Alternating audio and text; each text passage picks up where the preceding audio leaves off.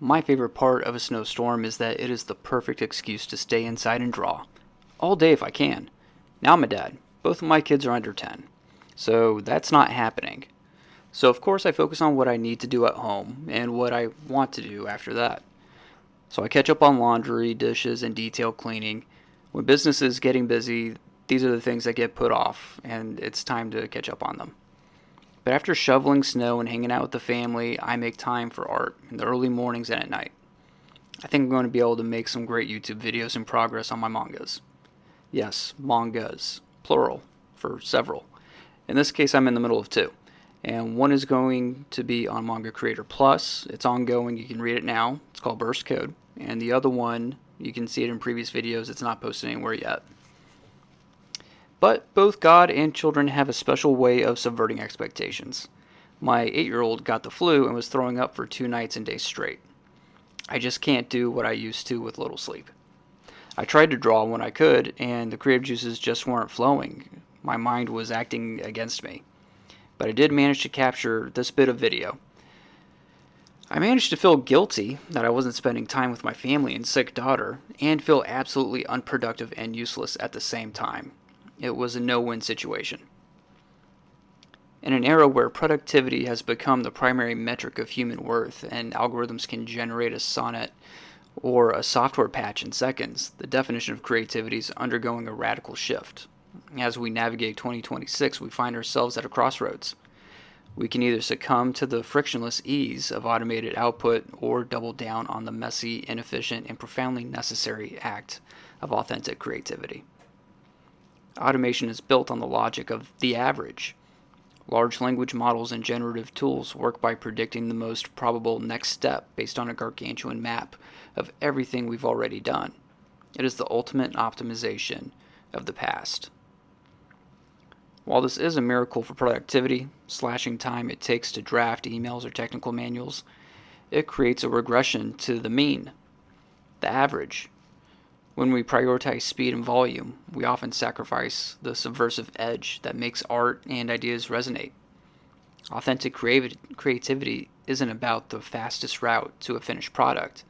It's about the detours, the mistakes, and the specific glitches of the human experience that an algorithm wouldn't naturally try to fix. Machines are excellent at answering the how, but they are fundamentally incapable of understanding the why. Well, machines can't understand anyway. They can only predict, what would come next based on the training model.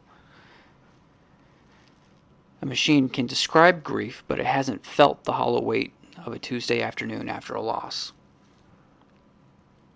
The intentional flaw, In music and art, we are often drawn to the slight offbeat or the visible brushstroke, the evidence that a living, breathing person was there. And when AI does it, it just kind of all feels like uncanny valley. You can tell something's not right. It's close, but not quite. In a world saturated with perfect, supposedly AI-generated content, authenticity becomes the new luxury. We are beginning to see a human-made premium, where the value lies not in the flawlessness of the work, but in the sincerity or the intent. Authentic creativity serves as a bridge between souls. It is a way of saying, I am here, and I feel this too. To be authentically creative in 2026 is an act of quiet rebellion. It is a refusal to be merely a prompt engineer of one's own life. When we engage in deep, slow, creative work, whether it's writing, coding from scratch, or woodworking, we reclaim our cognitive agency. We move from being passive consumers of optimized streams to active participants in the world. Automation gives us back our time, but authentic creativity gives us back our meaning. As we lean further into an automated future, we must remember that productivity is a means, not an end. The goal of human existence isn't to be the most efficient processor of data. It is to witness the world and interpret it in a way that no one else can. By protecting our authentic creativity, we ensure that while machines may handle the heavy lifting of our labor, they will never be the authors of our culture. The connection between the 19th century transcendentalist movement and our modern struggle with AI is surprisingly direct. While Ralph Waldo Emerson and Henry David Thoreau were reacting to the Industrial Revolution, we are reacting to the algorithmic revolution. The transcendentalists weren't just nature lovers, they were radical advocates for the sovereignty of the human soul against the soul-crushing efficiency of the machine. Emerson's most famous essay, Self-Reliant, serves as a scathing critique of generative AI's core mechanic. He wrote, "Insist on yourself. Never imitate. Every great man is a unique." By its very nature, generative AI is an imitation engine. It functions by finding the most probable path, the average of a billion human thoughts. To a transcendentalist, averaging your thoughts is a form of spiritual suicide. Relying on an LLM to express your feelings is the ultimate surrender of the self that Emerson urged us to protect.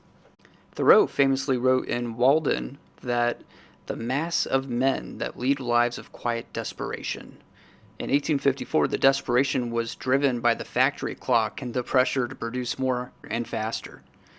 In 2026, we see a digital version of this, the pressure to be a content creator or a prompt engineer who produces high volumes of optimized work. Thoreau's threat to Walden Pond was an act of de-optimization. He argued that authentic life requires deliberate living, the slow, inefficient process of thinking for oneself. Authentic creativity today is our Walden. It is our refusal to let productivity tools dictate the pace of our internal life.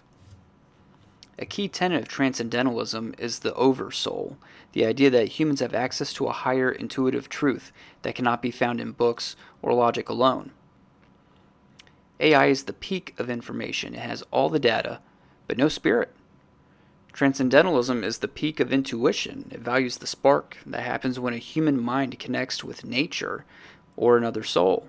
The transcendentalists would argue that a poem written by a machine is dead because it didn't pass through a human heart, the only vessel capable of touching the universal. The more we use AI to mediate our creativity, the further we drift from original relation to the universe.